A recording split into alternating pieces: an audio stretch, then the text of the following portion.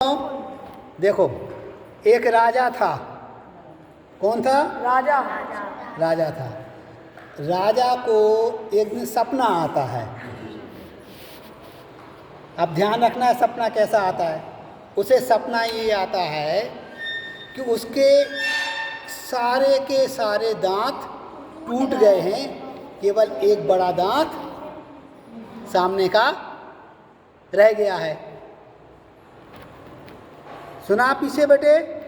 राजा के सारे दांत टूट गए और एक दांत केवल बड़ा वाला रह गया है। अब राजा इस बात को अपने मंत्रियों से चर्चा करता है, बताता है। वो कहता है कि भाई हमें ऐसा सपना आया है। ऐसा सपना क्यों आया है?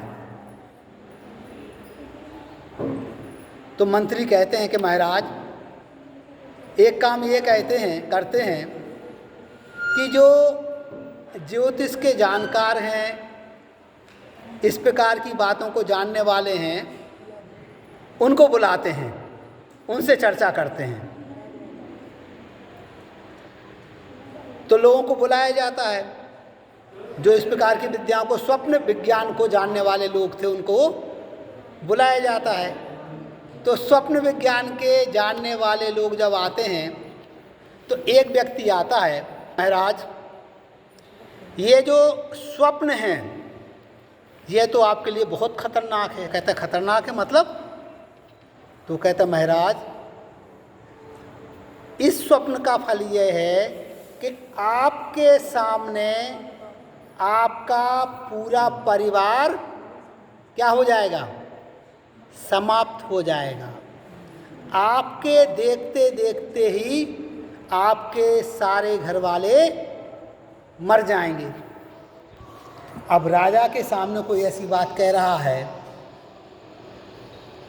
बात तो उसने सही कही, लेकिन राजा को तो बुरी लग गई, उसे गुस्सा आ गया। तो वो क्या करता है कि उस स्वप्न को जानने वाले व्यक्ति के लिए जेल में डलवा देता है। जेल में बंद कर दिया।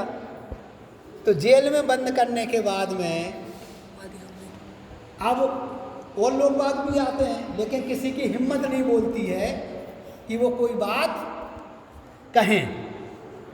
किसी की हिम्मत नहीं पड़ती है कि राजा के सामने, क्योंकि एक को तो डाल दिया। लेकिन एक बुजुर्ग व्यक्ति आता है। सुनो बेटे ध्यान से, अब ध्यान से सुनने की जरूरत है। और वो कहते हैं कि महाराज यदि आपकी अनुमति हो तो मैं आपके स्वप्न के बारे में बताऊं। स्वप्न क्या था? राजा के सारे दांत टूट गए और एक दांत बच गया। हाँ, एक सामने का मोटा दांत बच गया था। तो देखो, अब वो कहते हैं, राजा कहते हैं कि हाँ बताइए।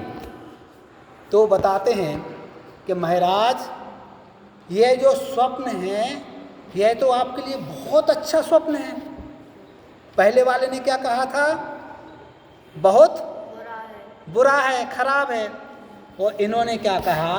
बहुत अच्छा है। बहुत अच्छा है। अब राजा भी सोच में पड़ गया, अच्छा है। बोले बताओ क्या है अच्छा? बोले महाराज इस स्वप्न के आधार पर आपकी जो उम्र है आपके परिवार में सबसे लंबी है। आप अपने परिवार में समय तक जिएंगे, और जब आप अपने परिवार में सबसे लंबे समय तक जिएंगे तो परिवार को आपको मिलेगा, प्रजा को भी आपका आशीर्वाद मिलता रहेगा। राजा खुश हो गया और राजा ने उसको पुरस्कार दिया। अब आपको ध्यान देने की जरूरत है। देखो, इससे सीखने वाली बात। दूसरे वाले ने क्या कहा कि महाराज आपकी उम्र सबसे ज्यादा लंबी है। पहले वाले ने क्या कहा था? आपके सामने आपके परिवार वाले मर जाएंगे। दोनों में कोई अंतर है क्या? नहीं है। केवल बोलने में अंतर है।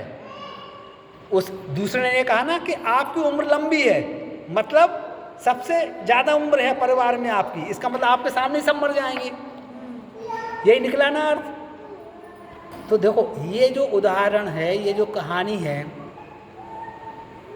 हमें क्या सिखा रही है कि हमें कहाँ पर किस तरह से किस रूप में बोलना चाहिए। बहुत से लोग ऐसे होते हैं जो बोल करके नेताओं के पास चले जाएंगे, किसी के पास चले जाएंगे और उनका काम हो जाएगा। और बहुत से ऐसे होते हैं जिनको बोलना आता नहीं है, वो अपनी बात को अच्छी तरह से कह नहीं पाते हैं और सामने वाला नाराज। हमें किन बातों का ध्यान रख कि किस व्यक्ति से कहाँ पर कैसे बात करना है, कैसे शब्दों का प्रयोग करना है।